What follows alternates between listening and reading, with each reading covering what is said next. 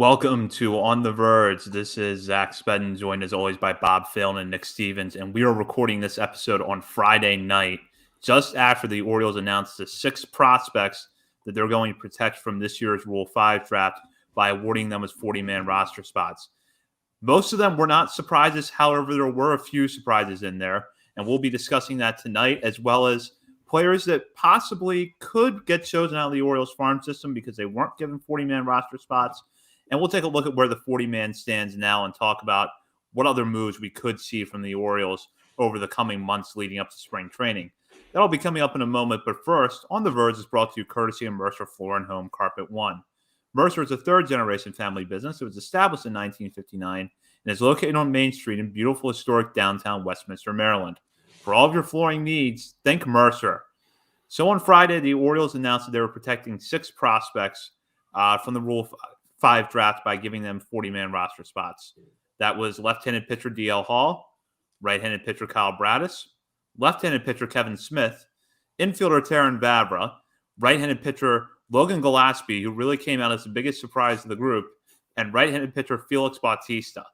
If you've been listening to our show for the last few months now, most of those names don't come as a surprise to you. You know that we are all very happy that Felix Batista has been added to the 40-man. Gillespie, though, comes out as the big surprise. While he'd been out in the Arizona Fall League and was, in fact, Rule 5 eligible, we thought that if a pitcher broke through in that group of players who are out in the AFL now, it would be left-handed pitcher Nick Vespi. However, Gillespie's season between Aberdeen and Bowie in 2021 might have been a little bit more than what meets the eye, which is perhaps why the Orioles protected him. And we'll discuss that a little bit tonight. So, Nick, I'll start with you on this one. First, I guess really your reaction as a whole to the group of players the Orioles protected, but then your thoughts on Gillespie as well. The Orioles made us wait. They made us sweat that one out a little bit, and they definitely surprised us. That's for sure. I was not expecting Logan Gillespie. I don't think if anyone out there had Logan Gillespie in their prediction, you can take over the show. Like the show is yours, because I don't think anyone saw that going on. Hall, Radish, Vavra were locks. Kevin Smith, for the Patreons out there, you sign up, you get our prospect review series show that we're doing a couple of times a week. I did, even me, who I am not a fan of Kevin Smith, but I did call him a lock on that podcast the other day that we released for patrons. Not surprising there either. Vespi and Newstrom are obviously the 2 big names left off that could have been surprises we can talk about. But as far as Gillespie, he has double A experience. We were talking before the show. Zach's kind of trying to find the rundown of his career trajectory, his career path up to this point, because it's been unique. But, he can throw it 98, 99 miles an hour out there on the mound. He stood out in the Arizona Fall League. Don't look at the numbers. I know if anyone is looking at the numbers right now, they're bad. They're terrible. They all are, except for Nick Vespi. But, Eric Longenhagen was on Kevin Goldstein's podcast. No love lost to Kevin Goldstein after last week. But Eric Longenhagen was on his show, and Kevin asked him, just who stood out? And Longenhagen, of course, mentions a lot of the top prospects he saw, and then just mentions Logan Gillespie for multiple versions of the fastball he throws, the velo there. He liked what he saw out of Gillespie in the Arizona Fall League. So, yeah, the numbers suggest he might have been unlucky in Bowie. Big guy, throws hard. So we'll see if he pans out, but definitely a major surprise there. Yeah, did they write down the wrong name that's from the Arizona Fall League right now? Did they mean Nick Vespi? No. Logan Gillespie, clearly there's something they see there. They like his fastball. They like what he will be able to bring out of the bullpen potentially, and obviously he's probably going to get his chance. Now he's on the 40-man. So 2022, if he's still on the 40-man roster, he's probably going to get his shot at some point in the second half of the season. But, yeah, pretty surprising. I thought Robert Newsham would be protected. I even debated with someone on the message board that he would be protected when they didn't think so, but they were correct. 2035 shout out. And yeah, I didn't think Kevin Smith would be added, but that's not much of a surprise. But mostly I'm glad Felix Batista is on there. We're going to get to see him in an Orioles uniform in 2022. Very excited about that. Going back to Gillespie for a moment, and we kind of mentioned I mentioned at the top that his season may have been a little bit more than what meets the eye, because if you look at those numbers at Bowie, he pitched there 27 and a third innings, exclusively in relief, struck out a lot of guys, 36 to be exact, but he had a 5.6 ERA. When I was trying to pull together what I could on Gillespie before the show, and I had even kind of noticed this before the fall league season started, his xFIP was about 2 runs lower at Bowie, which suggests that he may have been a little bit unlucky with the home run to fly ball rate, although that was actually higher at Aberdeen than it was at Bowie, I believe. So perhaps the Orioles looked at the ERA and thought it was more of a product of bad luck and really didn't speak to the work that he did there this year. And Nick made an interesting point, which was that he piggybacked Grayson Rodriguez a lot this year. So not that that necessarily is going to be a factor, but obviously a chance to have more eyes on you, I suppose. Yeah. And I mean, I forget who exactly wrote the article, but MLB Pipeline had the one guy to watch on each team out in the Arizona Fall League, each major league team. And the Orioles rep was Logan Gillespie. So, I mean, that's not nothing there. This is a guy who definitely has some eyeballs on him. And yeah, he could give you some length out of the bullpen as well. Like he followed up pretty much every Grayson Rodriguez start. Gillespie came in after him when he was in Bowie. And he could go 3, even 4 innings. I think he might have gone 1 or 2 times. I can't remember off the top of my head, but he could work a couple innings. I think in the big leagues, he's probably more like a 1-inning guy. If the stuff is working, he'll be solid for you, but I don't see him being able to go 3, 4 innings against a major league lineup. But again, you never know. This is the part of where like I would love that data, because clearly the data behind Gillespie and what his pitches look like on these, slow motion machines and everything, what he's doing is obviously like it's not matching up with his stats right now. And that's the good information that we don't have access to. Unfortunately, the Orioles do. And I'm going to trust the franchise there. And clearly they know a lot more than we do. And they have they have all the access to all that good information that they're going to base this decision off of. So I'm not going to debate it. Yeah, I have to imagine this had some Justin Ramsey, Chris Holt, Matt Blood type of, they had their say, and then they must have, said, there's something with this guy. Keep him on there, because I thought, even a Blaine Knight, Cody Sedlock, or Felix Batista, these guys would be protected before someone like him. I don't even know if he would be in my top 10 or 15 guys that we would have protected, but here we are, and it's for a reason. Obviously, it's for a reason. We couldn't protect Zach Pop last year, but we can protect Logan Gillespie this year. Go figure.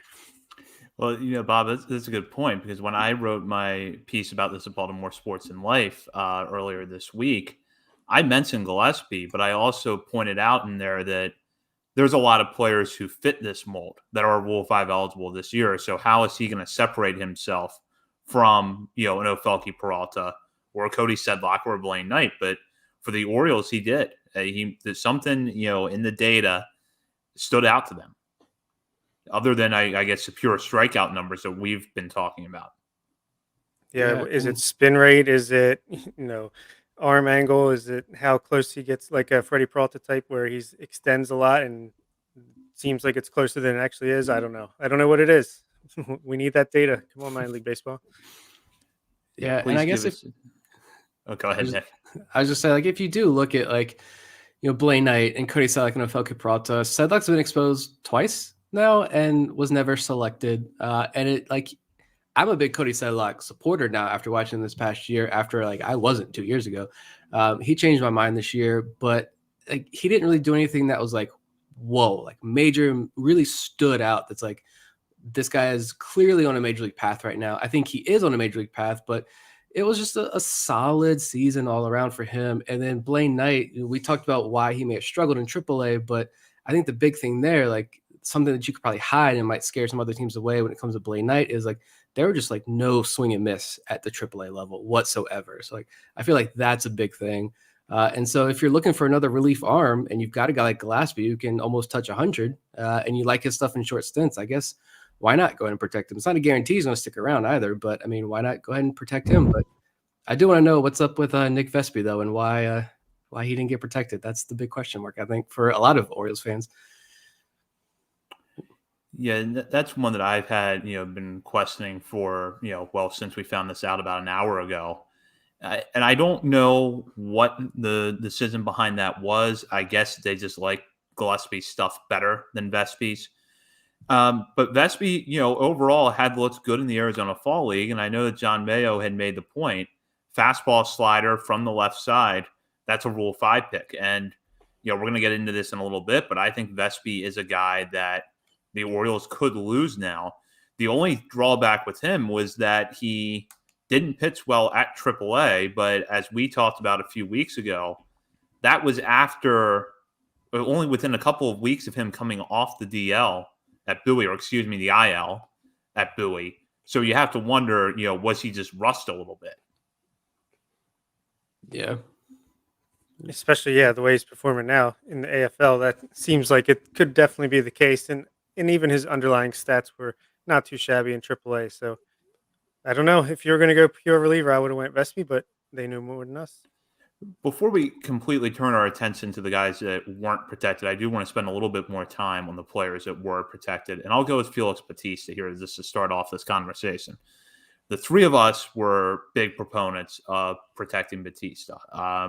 You've listened to this show, and if you've read some of the pieces over at BaltimoreSportsAndLife.com, Batista was named, to our year-end All-Star team, and he's also part of our top 50 prospect list right now. So part of that is that Batista is just fun to watch pitch, and he throws really hard, but a lot of relievers throw hard. So, Bob, what is it about Batista that separates him, in your mind, from some of the other guys that the Orioles could have protected? It's just got to be his size and mound presence, and the fact that nobody can hit him. I mean, he doesn't give up hits. He'll walk you. Might walk the bases loaded and walk 3 runs in, but you're pretty much not going to get a hit off of him. And he strikes a bunch of guys out with this high, I'm assuming a heavy fastball, just almost touching triple digits. And him and Brian Baker, the Bash brothers, are still intact, and I can't wait to see it. Yeah, I honestly, I would have loved to see Batista protected, which he is now, obviously, but I don't think I ever would put him in one of my list of guys that I thought would be protected. I know, shame on me, but I did like him. And to be honest, again, going into this year, he started in Aberdeen, pitched across 3 levels.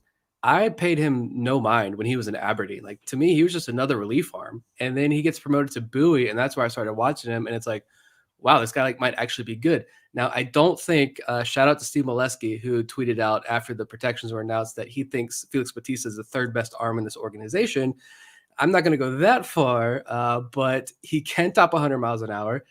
We think, what did Paul Fritchner say the height weight was? I forget. Was it 6'7", 240 or something like that? Yeah, so we're talking about 6'7", maybe 6'8". 240 might even be a little bit light there with this guy. This is a behemoth of a human being. So if he can keep it controlled and keep the walks down, and when he went to AAA, the walks did decrease a significant amount. So about, looking here, 20% walk rate about in AA. That might be the number that I have here. I just have 20%. But he dropped whatever 20% was down to 12% walk rate in AAA. So that's a big drop. Across the year, he struck out 40% of batters he faced. And then Bob talked about you're not going to get hit off him.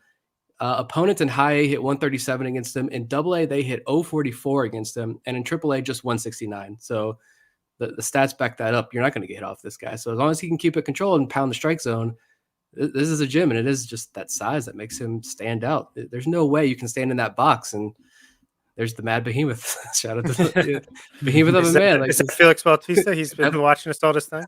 That might be him. Yeah, I mean, as long as he can pound that strike zone, you got a good arm here. So congratulations to him. That's awesome.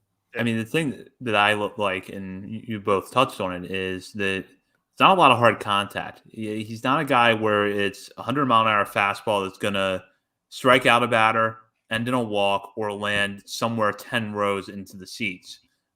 It's probably a strikeout, a weak pop out, or it might be a walk.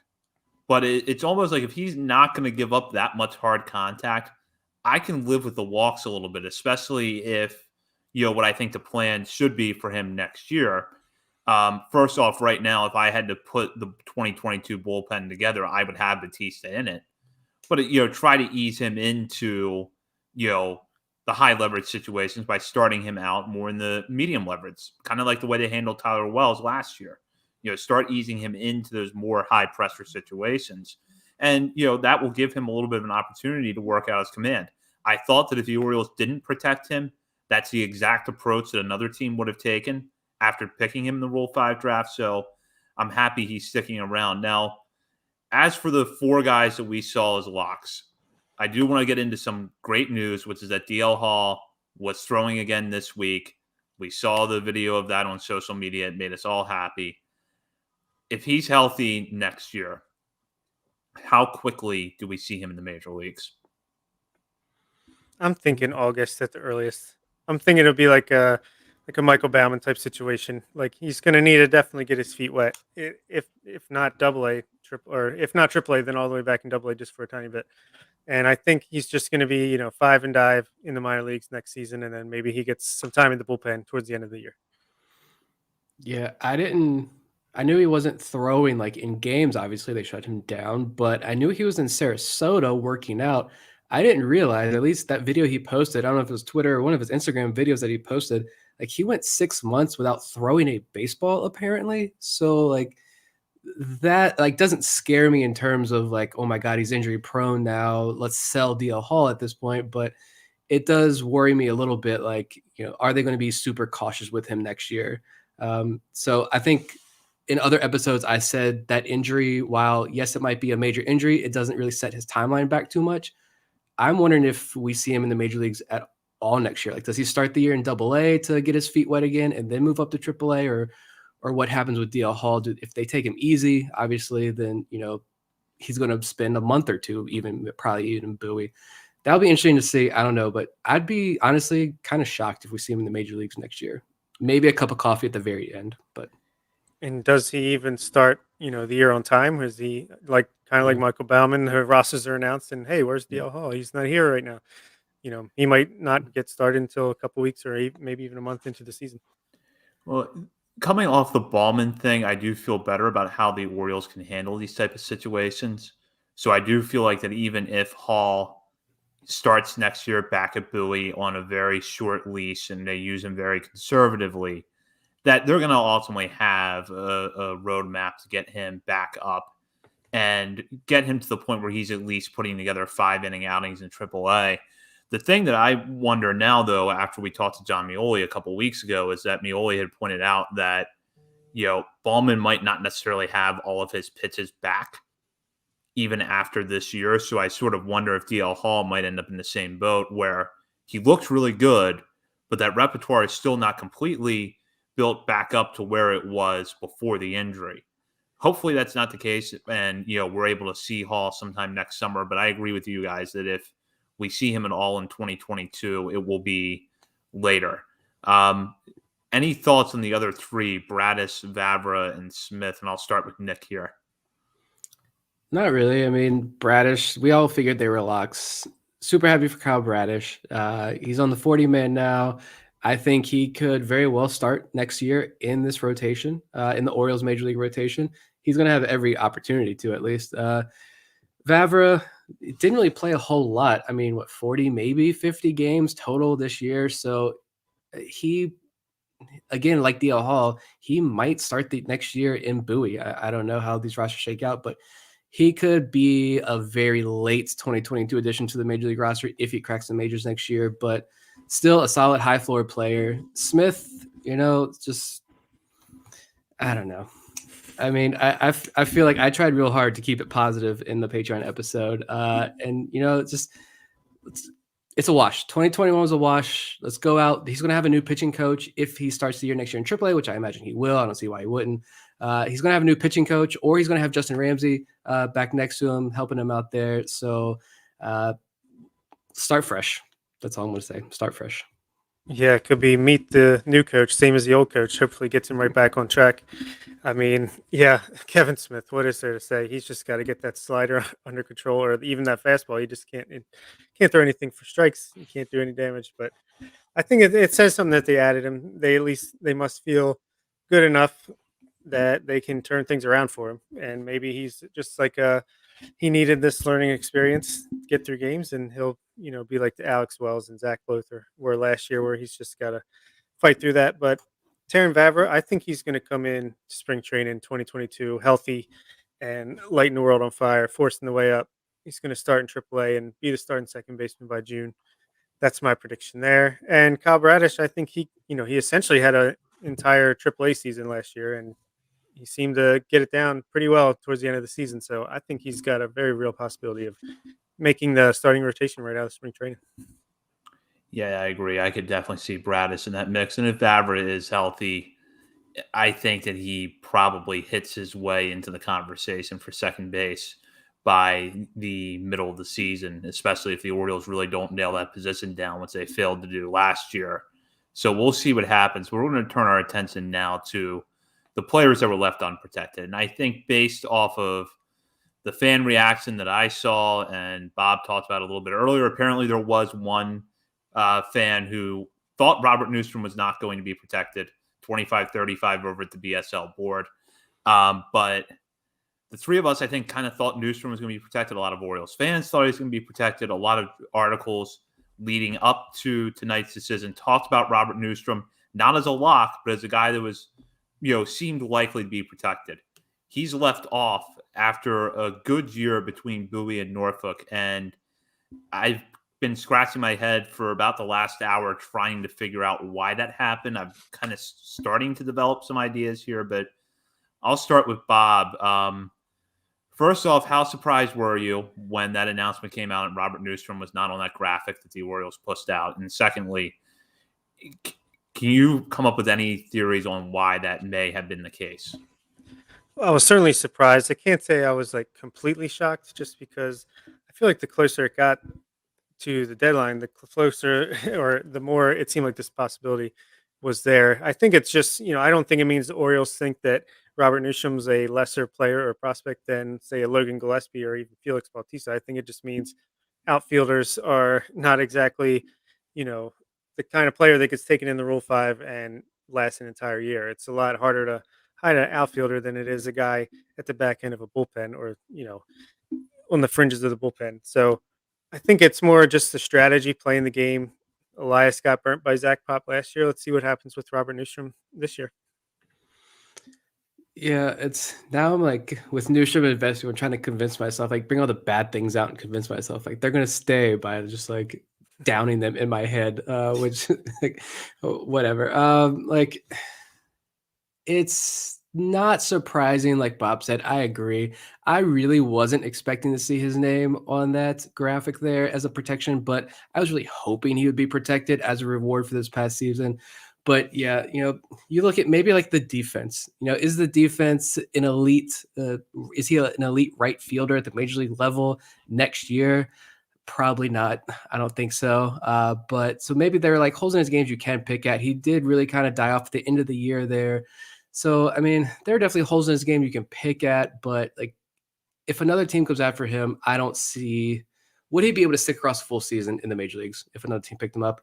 I don't know. I'd say odds are probably lower that he would. So I guess you're playing the game here and hope he sticks around.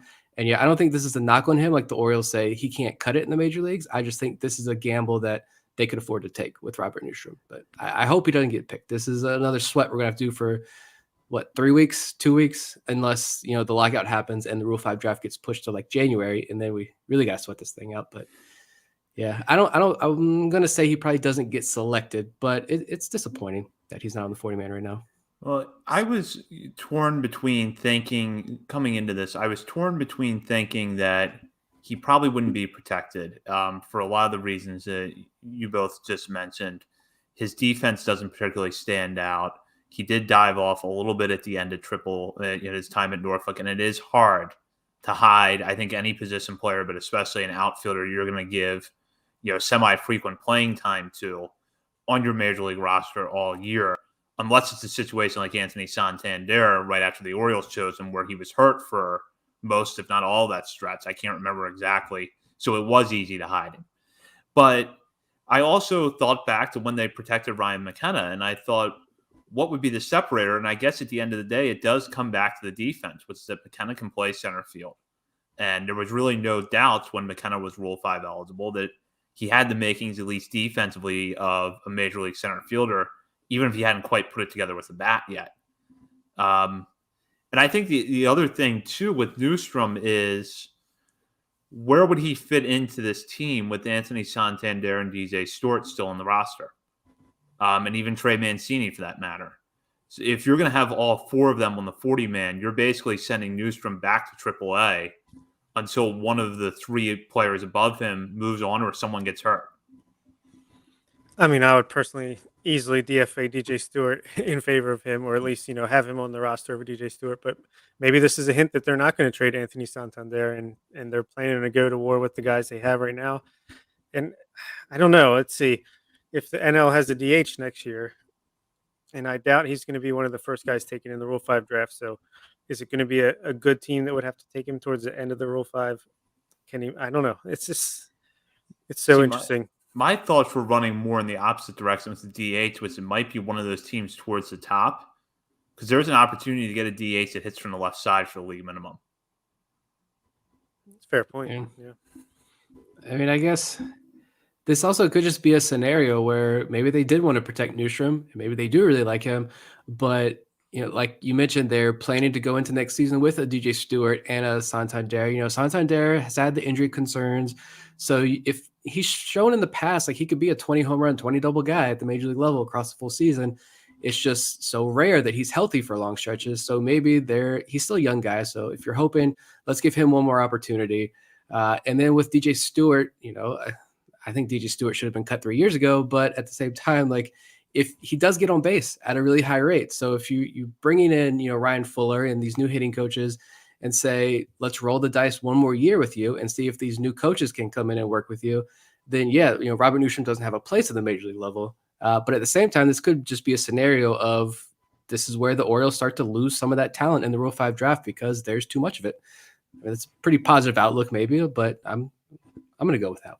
Maybe devil's advocate on DJ Stewart. What happened in 2020? He started off cold, got sent to the alternate site with Ryan Fuller, came back and was a beast. So maybe they think with Ryan Fuller on board full time, he's just going to be Barry Bonds. Yeah, I would love for that to happen. I'm not gonna count on it. I would love for that to happen. And in which case, I'll just go ahead and make the prediction now that DJ Stewart's an all-star because I know we're going to have to make that prediction in a few months. But, the other factor, I guess, too, although you wouldn't put this in, I would hope the Orioles aren't putting this into the equation right now because you don't have to make this decision with Kyle Stowers until next year, I think. But Stowers is close to the major leagues after the season he had, and I would have to think that, we wouldn't dispute that Stowers is one of the top outfield prospects in the system now, and that he's probably the guy that is going to take over for Anthony Santander when he is traded or when the Orioles move on from him. So it's a situation where it's not just the players that are already on the 40-man, but also the guys that aren't on the 40-man yet, but that are close to the majors, like Stowers and Watson. So here's a good question from Adit. Does Newstrom not being protected bode well for Stowers coming up early? Seems like they would play a similar role. I don't think it really affects Stowers' timeline for getting to the majors at all. I think he's going to start back at AAA next year, and then it's going to hinge more on Santander and Stewart if those two guys are on the opening day roster. But curious to get your thoughts about this. Well, it did seem like Newstrom was going to have a bit of a head start when it comes to making his major league debut. So maybe this means, they still think, Stowers will get that first shot if and when the time comes to bring up an outfielder from AAA. Yeah, I don't know. I think when they think Kyle Stowers is ready, they're going to insert him first. But yeah, it's just having why is DJ Stewart still on this roster? Like that's the thing. Like if we just remove him from this roster and you traded Anthony Santander a year ago, this would be a different conversation. But I just get the sense there's still a lot of offseason left. Maybe active offseason there may not be much left of, but there's still a lot of offseason left and moves can still be made. What are those 40-man's at 39 right now? There's no catcher on the roster. There's a lot of movement that's got to be made. This rotation, like there is still no starting rotation right now. So like a lot of roster moves are going to be made. But yeah, as for right now, like I just don't know. It's frustrating. It's for a guy like Robert Newstrom, I know it's got to be frustrating as well because I think he definitely earned it. And he played his way onto this spot. And he can still get there, but it's just not going to happen right now. And now we have to wait and see if he gets selected, which I think is a possibility. But maybe another reason they took this gamble is, they're not done with making moves this offseason. They don't want to overcrowd the 40-man with a guy like Newstrom and have to consider taking him back off if they make a certain move. So maybe it's, leave him off, take the gamble, and then Richie Martins, DJ Stewarts of the world can be the ones that get plucked off if they make a move or two. Yeah, that's a good point. Now, we'll talk about Nick Vespi for a minute because Vespi seemed like the guy who might be the late riser, that if someone was going to play their way onto the 40-man in Arizona, it was going to be Vespi. And we talked a little bit about how he didn't pitch that well at AAA, but that some of the underlying numbers suggest that he was probably a little bit better than what that ERA showed, and that he was promoted there within a short turnaround time after recovering from an injury. Yet he gets left off. I'll start with Nick here. I feel like if there's a guy that is taken from the Orioles, and I expect there's going to be at least one, it's probably going to be Vespi, just based off of what he's done in the fall league and the fact that a left-handed pitcher with a fastball slider combination that can miss bats the way that he does, even if he doesn't have power reliever stuff, is going to generate interest. Yeah, I mean, Adam Hall could also be taken too, guys. You got to watch out for that one. But no, Nick Vespi, yeah, I think if there is one name, if I had to put all my money on one of these guys being selected, it would be Nick Vespi. And largely it's because that AFL experience, like all 30 teams or 29 other teams are watching him out there, and he's been really, really good. And whenever I listen to like another podcast or read articles about the Arizona Fall League, they never fail to mention about how bad the pitching is out there in the Arizona Fall League, especially this year. And so for Nick Vespi to be pitching as well as he has been this season, I think that's going to stand out a little bit more. He had a good fall star game. He's going to be back on TV again tomorrow night. Maybe he'll get another opportunity Saturday night. Sorry. So if you're listening to this on the regular feed, it's already passed, but he's pitching Saturday night in the AFL championship game. So he's going to again have more eyes on him. So if he puts up another good outing there, like teams are going to have that recency bias, I think, and say, like, let's take a shot with him and see if he sticks around. And yeah, he doesn't throw 95, 96, but the slider is the pitch that a lot of people have noted. And it's a good pitch from the left side. So if he gets selected, like that's going to sting. And he tweeted out a photo, like a new profile photo with him in the Orioles jersey from the Arizona Fall League. And I thought that was a sign, but it obviously wasn't. Yeah, I mean, I'm really happy that he's having so much success in the Arizona Fall League, and it's awesome what he's doing, but kind of makes me wish they didn't even send him to the Arizona Fall League if they weren't going to protect him no matter how well he pitched. So, yeah, I do think he's probably the most logical option to get taken from the Orioles is when the Rule 5 draft comes up, because he's a lefty. Even with the 3-batter rule, I feel like he's going to be effective enough against righties to be a guy that can be not relied on like high leverage or anything, but just a guy that a team could go to in a bullpen, maybe for the entire season. Maybe he doesn't last, but I think there's a chance he could. We might be losing another good one. Yeah, Bob, that's a good point because the Orioles re-signed him to a minor league contract. They also re-signed Ofelky Peralta to a minor league contract. We don't see Peralta throwing anywhere right now. So they sent Vespi to Arizona. He ends up in the Fall Stars game getting praised by John Mayo on MLB Network. And now we're, coming up on the Rule 5 draft, and he's not protected the 40-man roster spot, and he has looked really good in what is a hitters-friendly league the last few weeks. And, I said when we were coming up on the Arizona Fall League, don't read too much in the Fall League stats one way or the other. And I still think that's true. But, considering the context of it, I have to feel like Vespi's performance out there is getting a lot of attention. Yeah, I'm trying. My computer's going really slow. I'm trying to look up his splits. I meant to do this earlier to see. So we're talking about, the lefty-righty matchup there. But yeah, I forgot that they did re-sign him already. Ofelky he's on a roster in the Dominican Republic, but he hasn't pitched at all this winter. So I don't know exactly if there's an injury there or what's going on. But I think Ofelky's fairly safe. He didn't get a lot of exposure up in AAA. And after spending, 5-6 years in A-ball, is another team really going to want to take that risk there with him? I don't know, as much as I like him. Vespi has more AAA experience, and he's a much safer pitching prospect, I think.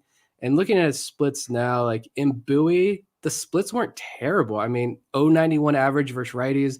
Lefties hit 207 against them. And I don't see anything from AAA here. I can't navigate this. It's not moving fast enough for the podcast, but the splits don't appear to be anything drastic to make you say yeah, he can't cut it in the major leagues against, right-handed hitters. So it's going to be an interesting one, I think.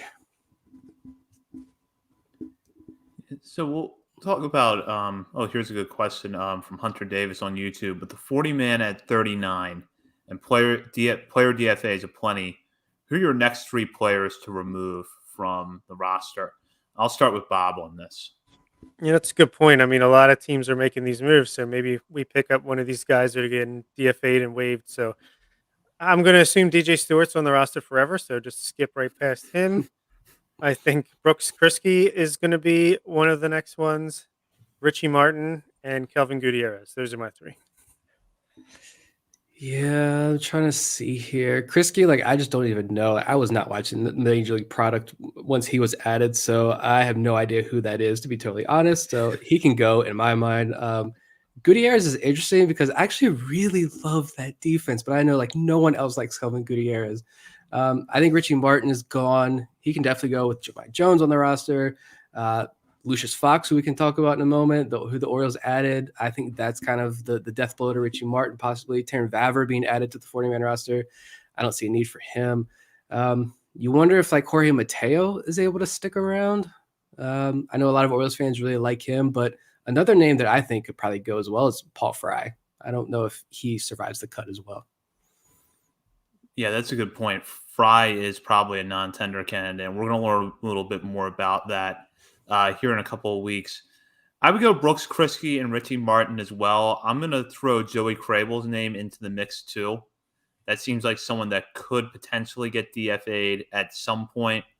And I'll go back to something I said on an earlier show, which is that I do think that Cole Saucer is traded at some point this offseason. That is not really a DFA, so it's a little bit different than these other moves, but that is someone that could come off 40-man. And, you're at 39 now. You don't have a single catcher on your 40-man roster.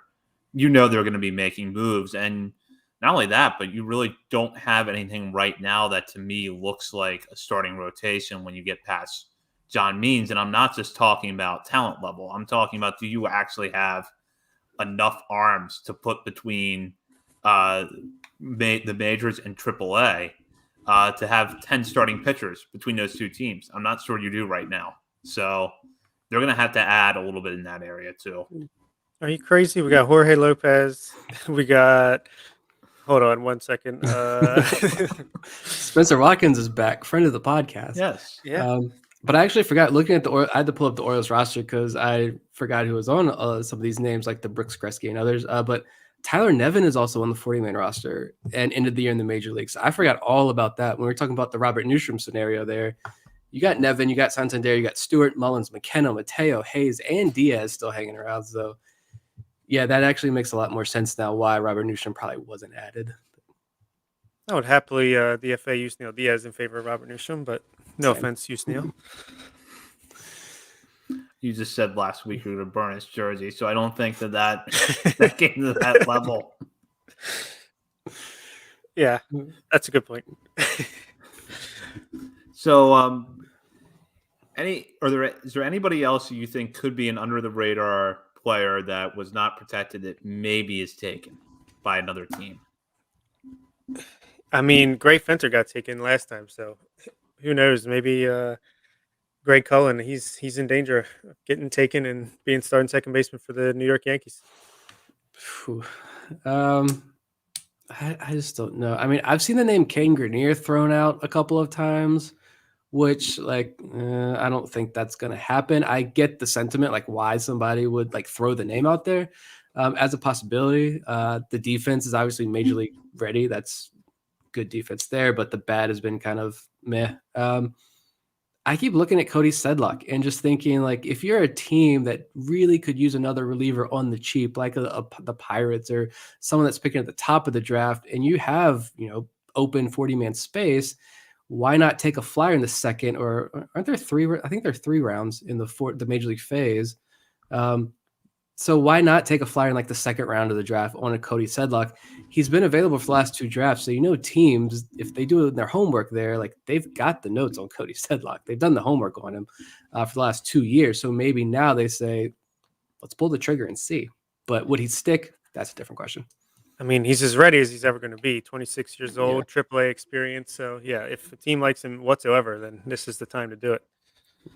Yeah, I agree. If you're going to make a move on Cody Sedlock, now it's the time to do it. And I just wonder, like, what are the odds that a guy who's a former first rounder slips through the Rule 5 draft 3 times in a row without getting taken? And, I'm not going to make an argument that, Sedlock absolutely should have been protected, but I do think that we shouldn't be surprised if he is somehow, if he ends up getting taken by another organization. That's probably the guy that stands out the most to me. I think that Grenier, you can't completely discount that possibility of him being taken, but it's going to take a team that just really loves that defense and likes it enough that they don't care if he hits 200 as a part-time player and strikes out a lot.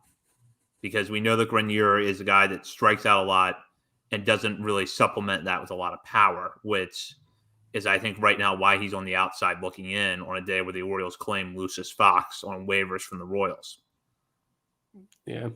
And should we address Adam Hall, the possibilities? I mean, this is a guy, 22 years old, 672 OPS in high A ball, who started the year ahead of Jordan Westbrook and Gunnar Henderson and ended the year a level below them. But if Keith Law was running a team, he might get taken. But other than that, I'm not sure it's going to happen. Yeah. Go ahead, Zach. Nick. I was gonna throw out that same question. Like, would we be upset if Adam Hall happened to be taken and moved along? I would not. Like, I'm not losing sleep over Adam Hall. I'm not a fan of his either, to be totally honest. And I was on other Orioles podcasts promoting Adam Hall for like the last 2 years, hyping him up in my writings. And I think everyone else was looking at me like, all right, you can stop with Adam Hall hype. Like, it's not happening. And now here I am, like, I'm actually not that big of a fan of his. Like, he missed a lot of the year due to injury in high A. I get that. He is young. His amateur career before pro ball, like, he really wasn't challenged that much. So this is a very raw prospect that's going to take a couple of years anyway. But he's in high A this past year when he was healthy. Like, for a good chunk of the season, he led all of minor league baseball, not just high A, but all of minor league baseball in ground ball percentage.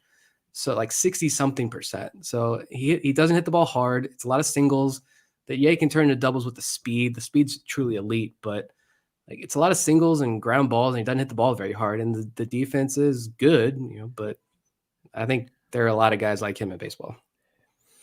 I'll go back to what I wrote at Baltimore Sports and Life, which is that the team that would take Hall is the one that is just going to value that speed over everything else and is content with the idea that he'll be the starting second baseman in Double-A in 2023, because that's what you're going to need to develop his bat. But first off, the speed really valued that much in today's game? I don't know that it is. And secondly, you can get a player off the waiver wire or as a low-end major league free agent or a minor league free agent that will give you more roster flexibility than Hall will as a Rule 5 pick. Now, to Nick's question, would I lose any sleep if Hall is taken? In the immediate future, no, because I just don't think he's going to contribute anything at the major league level offensively if he sticks on a roster all year next year and the Orioles have so much depth at that position. Would I have that fear in the back of my mind that that organization would, put him back in the minors the following year and find something that the Orioles couldn't? I probably would, but may have been an A's fan saying the same thing about Richie Martin when the Orioles took him in the Rule 5 draft. And we see how that's played out. So at the end of the day, I'm not surprised that Hall was not protected at all. And I think that if he is taken, the Orioles are going to be fine, because I don't know that he's going to develop into the player that we all hoped, about a year ago that he was going to, and he won't do it right away. And even if he does, there is so much middle infield depth and there's so much depth up the middle in the system that they can sustain it. It's just going to be the feeling of, could you have gotten something for Adam Hall, which this offseason you probably couldn't have. Yeah, I mean, it's pretty crazy. Coming into the season, he was our 16th or 17th rated prospect. Yeah. And I'm thinking, he's the under the radar guy. Him and Drew Rom are going to be the guys that kind of sneak from under the radar to over the radar. And obviously Drew Rom did. But Adam Hall, I mean, he did hit 308 with a low 800s OPS for the month of July. Bad news, he didn't have an OPS over 650 in the other month of the season. So, yeah, I don't think we would miss him if he was taken. I think he would be returned fairly quickly, but even if he lasted a whole year like a Richie Martin, I just don't think with a system this deep and one of the best systems in baseball, especially when it comes to the middle, and then it's not going to be much of a loss. Yeah, I agree. And we've talked a lot about how Aberdeen is a pitcher's park. But that doesn't factor into the equation when you're hitting the ball on the ground. Yeah, that's more for why didn't certain players hit more home runs this year? Well, because the park effects say that it's hard to hit a home run at Aberdeen.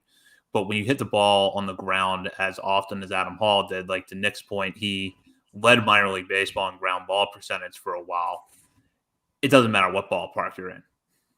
You're just got to run hits out or hope they find a hole, because otherwise you're looking at a lot of ground outs in the infield, and that's it. Yeah, I mean, I was surprised that his WRC plus was as high as it was at 89, which is only 11% under league average, but still not too great. Yeah. No, I mean, it'd be a different story, if like Gunnar Henderson just completely like craps the bed next year, which I don't see happening at all. But then, Adam Hall becomes a different story. But like, you've got 5 guys. Like, what if Gunnar doesn't work out? There are 5 other guys behind Gunnar who project out as possible major league pieces. So like Adam Hall is down the list. I don't know if in any publication he's still a top 30 prospect. I didn't look beforehand, but I don't think he is off the top of my head. So, I mean, it's not just us who's down on Adam Hall. Like everybody is kind of down on him, unfortunately. But well, we haven't seen Keith Law's updated Orioles list. So.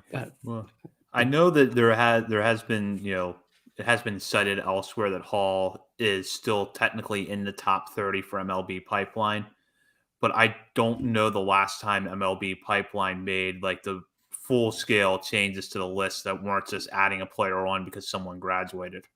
So I'm not sure that if, when the time comes to reshuffle the deck for them, that Hall is still going to be in the top 30. No. Yeah, I would highly doubt it. And we know in next year's draft, like it's going to be Chase Lauder at 1-1, and then second round, first pick of the second round, like it's going to be another middle infielder who's going to be a top 20 prospect in the system. So we're just going to keep adding there. It's all good. Dick, are you trying to upset Orioles Twitter on a Friday night by telling them they're going to draft an outfielder and an infielder with the first 2 picks in the draft? They're supposed to draft pitchers, and that's it. It's not going to be a pitcher. 7th round, you'll get your first pitcher. You can hold off on your pitchers. We're good. I mean, the cupboard is stacked. We're good on pitching. We need another outfielder named Chase Lauder. We need another catcher. Come on, guys. So the other move that was made today that doesn't have anything to do with the Rule 5 draft, but it did see the Orioles add a player to the 40-man roster, was Lucius Fox, who was claimed off waivers from the Kansas City Royals. Fox is a former high-profile international signing out of the Bahamas by the San Francisco Giants, and he's now on his 4th organization. He was traded by the Giants to the Rays as part of a deal for Matt Moore a few years ago. And then in 2020, the Rays traded Fox to the Kansas City Royals to get Brett Phillips back. Fox spent most of last year at AAA Omaha, but was limited to just 57 games because of injury. He hit .242 there with a .709 OPS and stole 19 bases in 21 attempts. And he did show, though, one of the stronger attributes throughout his career, which is that he's a fairly patient hitter. Drew 37 walks, ended up posting a .353 on-base percentage. This is a guy that is a former top 100 prospect and has shown good tools at various points in his career, but has not really been able to put them together over a full season at the minor league level and has yet to actually appear in a major league game.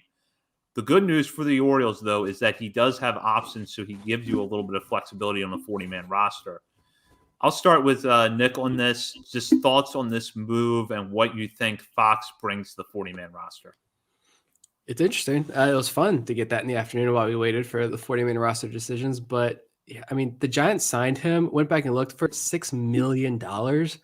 And he was supposed to go to the Dodgers apparently for $4 million, but the Giants upped their offer to $6 million, paid extra in penalties because they went over the cap you get there to get Fox. And he was number 3, I believe. MLB Pipeline had him in their top 30 international prospects for that year. So like the prospect pedigree is there. I feel like I've heard this name or been familiar with this name for like years now. So I was surprised he's still just 24 years old, but still kind of raw, I think. But if he checks all the boxes that Mike Elias likes when you snag these guys off waivers, and he really hasn't done it with the bat up to this point. The offensive numbers aren't great, but you mentioned the walks. The walks are really good.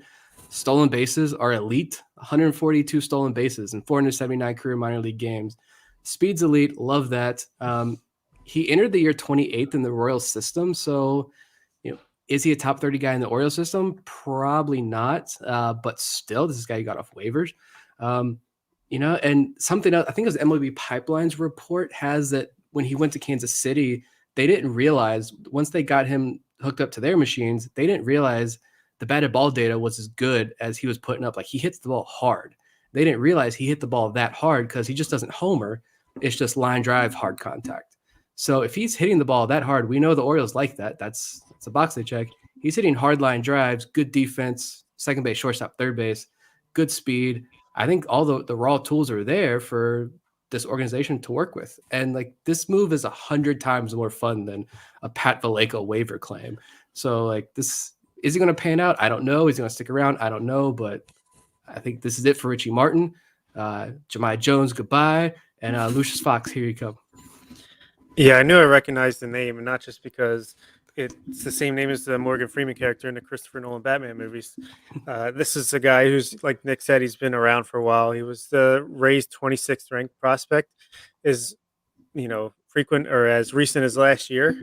So clearly some pedigree despite his not impressive numbers offensively. And if he's hitting the ball hard and the Orioles think they can unlock it, get him to loft it a little bit more, or at least do more damage and drive it into the gaps, maybe that's something they do. But it screams to me like a guy who they're going to try to recycle through the waiver wire. They're going to DFA him pretty soon themselves and try to get him to be in our minor league system without being on the 40-man roster. I think that's a real possibility, especially when you look at the middle infield depth. If he does stick, though, I think that this is somebody they could look at least in that utility mold where he could play second, short, and center field. With this, Jahmai Jones hasn't really gotten a lot of time in center field, I think, professionally. So Fox could fit that mold a little bit. I guess the question I just have is really, if he hasn't quite put it together with the bat yet, what do the Orioles need to do to get the most out of him? And it might just be that, you're content with him not being a guy that hits for a high average and doesn't have a lot of home run power, but he has some extra base power and can draw a lot of walks. That seems to be about his ceiling offensively. Yeah, I mean, is he faster, better defense version of Richie Martin? Probably. So at least there's that.